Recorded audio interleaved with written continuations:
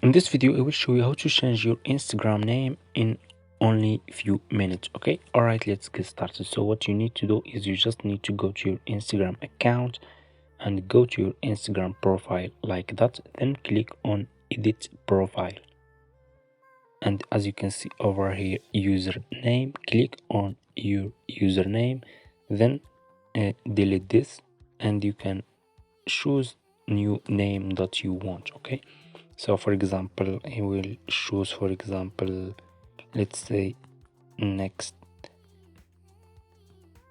for example, next media. And as you can see, this username is not available. I will add number 1, 2, 3. As you can see, this name is I can get this name, so you just need to click on this icon over here, then you can change your Instagram username. Okay, that's easy and simple. So I will not change my name, I am just showing you how you can change yours.